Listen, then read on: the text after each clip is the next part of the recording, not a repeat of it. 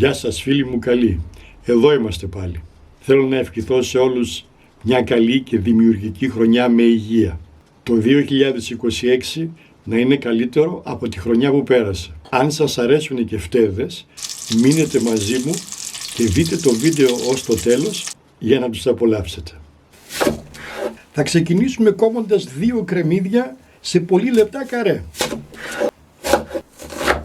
Θα τα σοτάρω σε 2 κουταλιές ελαιόλαδο.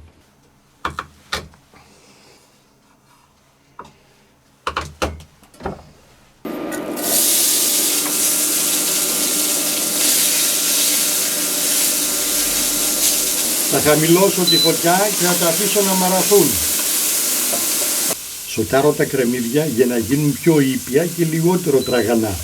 Αν αυτό δεν σας ενοχλεί, μπορείτε να παραλείψετε αυτό το βήμα και να προσθέσετε τα κρεμμύδια απευθείας στο μείγμα. Θα προσθέσω και 2 σκελίδες σκόρδου ολόκληρες, τις οποίες μετά θα αφαιρέσω.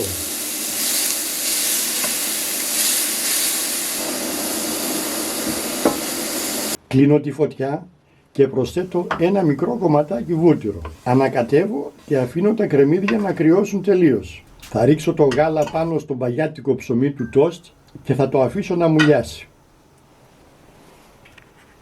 Θα αφαιρέσω το σκόρδο. Θα κόψω άλλα 3 κρεμμύδια στα 2 και μετά σε φέτες.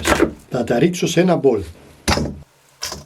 Θα ψιλοκόψω και το μαγιανό να τον έχω έτοιμο. Θα προσθέσω ένα καλά γεμάτο κουταλάκι του γλυκού μαύρο πιπέρι φρεσκοτριμμένο. 1 κουταλιά της σούπας πάπρικα γλυκιά, καλά γεμάτη. 1 κουταλιά της σούπας ματζουράνα ή αν δεν έχετε ματζουράνα ρίγανη. 1 γεμάτη κουταλιά της σούπας σαλάτι ή 18 γραμμάρια που βάζω εγώ. Εσείς κανονίστε πόσο θα βάλετε. Οι αναλογίες είναι για 1 κιλό κιμά. Και λίγο τριμμένο μοσχοκάριδο. Λίγο. Στα κρεμμύδια που προορίζονται για τη σάλτσα θα προσθέσω 2 κουταλιές της σούπας αλεύρι, 1 κουταλάκι του γλυκού πάπρικα γλυκιά, 1 κουταλάκι του γλυκού θυμάρι ξερό, αλάτι όσο νομίζετε, και τα ανακατεύουμε.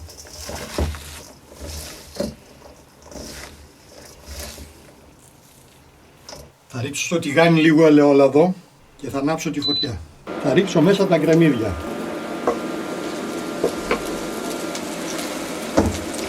Θα τα αφήσω να μαραθούν σε μέτρια φωτιά.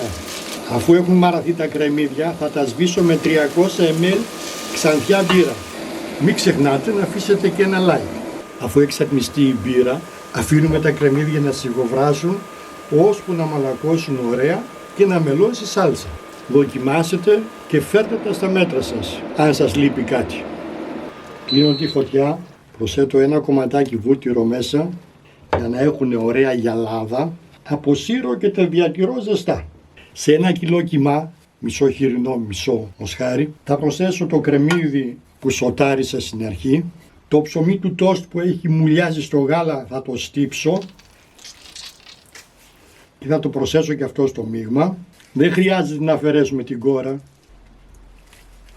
Δεν μένει τίποτα, διαλύεται μια χαρά. Θα προσθέσω 1 κουταλιά της σούπας μουστάρδα και όλα τα υπόλοιπα μυρωδικά μπαχαρικά που σας έδειξα πριν.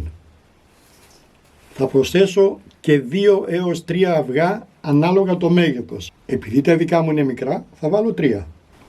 Μοιραστείτε το βίντεο με τους φίλους σας. Εδώ έχω και τριμμένη φρυγανιά την οποία θα τη χρησιμοποιήσω αν χρειαστεί. Πάμε τώρα να ζυμώσουμε καλά. Να γίνει σωστή κατανομή των υλικών. 5-6 λεπτά είναι νομίζω αρκετά. Ήδη μοσχομυρίζουν. Εάν θέλετε μπορείτε να προσθέσετε και άλλα μυρωδικά μέσα ή μπαχαρικά, ό,τι σας αρέσει. Εγώ σας δείχνω την κλασική συνταγή. Για μένα είναι μια χαρά η υφή του, δεν θα χρειαστεί να προσθέσω φρυγανιά τριμμένη, είναι ό,τι πρέπει. Δεν χρειάζεται αναμονή, πλάθουμε κατευθείαν κεφτέδες. Αν κολλάει ο κιμάς, βρέχετε τα χέρια σας με λίγο νεράκι. Ένα κανονικό μέγεθος είναι γύρω στα 80 με 120 γραμμάρια. Αλλά καλά είναι να είναι ομοιόμορφοι για να ψηθούν και ομοιόμορφα. Εγώ θα τους φτιάξω 90 γραμμάρια το καθένα. Αυτό είναι 90 γραμμάρια. δεν θέλουν πολύ πλάσιμο, τους κάνουμε έτσι μπαλάκι και τους βάζουμε σε μια λαδωμένη επιφάνεια.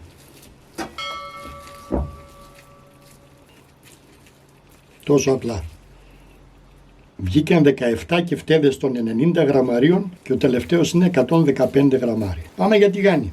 Θα ρίξω ελαιόλαδο στο τηγάνι και θα περιμένω να κάψει. Βάζουμε το γευτέ μέσα και τον πατάμε λιγάκι έτσι. Γράψτε και κανένα σχόλιο. Κάντε και μια εγγραφή που είναι εντελώς δωρεάν. Όχι πάνω από 5 την κάθε φορά. Θα ψήσω αρχικά τους κεφτέδες από 1 έως 2 λεπτά από την κάθε πλευρά στην αρχή. Μετά από 1 το πολύ 2 λεπτά θα τους γυρίσω. Θα χαμηλώσω τη φωτιά στο μισό και θα τους αφήσω να ψηθούν και από μέσα για άλλα 8 με 9 λεπτά. Δηλαδή θα ψηθούν συνολικά για 10 λεπτά. Δεν ψήνουμε πολλούς μαζί για να μην πέσει η θερμοκρασία του λαδιού. Ήδη χαμηλώνω τη φωτιά στο μισό. Κάπου γυρίζουμε.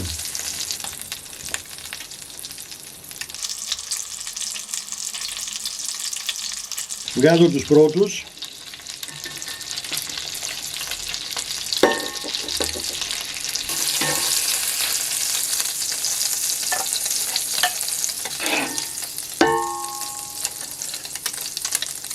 Τους διατηρώ ζεστούς και ανεβάζω πάλι τη θερμοκρασία. Βγάζω και τους τελευταίους, τους υπόλοιπους στην κατάψυξη. Μοσχοβολάνε. Για να δούμε, είναι ζουμερή. Τη συνταγή αυτή και άλλες διάφορες θα τις βρείτε και στο χρυσό σκουφάκι. Σχετικό link σας αφήνω από κάτω. Τέλειοι. Εγώ θα τους συνοδεύσω με πατάτες τηγανιτές. Αν θέλετε όμως να τους συνοδεύσετε με μια ωραία πατατοσαλάτα, πατήστε εδώ. Έχω μια πάρα πολύ ωραία συνταγή και ταιριάζει γάντι πατατοσαλάτα σε αυτούς τους κεφτέδες. Τη σάλτσα μπύρας με τα κρεμμύδια.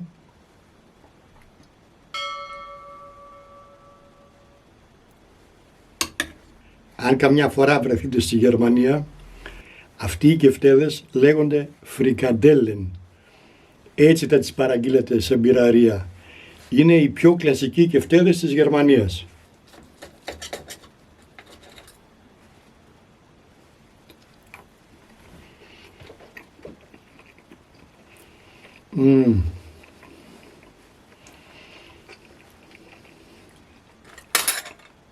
Δεν λέω, και οι δικοί μας οι κεφτέδες είναι κάτσε καλά, αλλά και αυτοί δεν πάνε καθόλου πίσω. Και λίγα κρεμμύδια βρασμένα στην πύρα.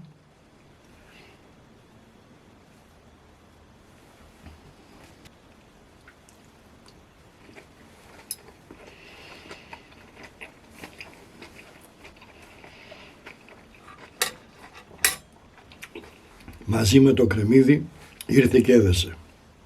Να σας πω επίσης πως και κρύοι είναι πεντανόστιμοι. Τα λέμε πάλι στο επόμενο βίντεο. Ως τότε να περνάτε καλά.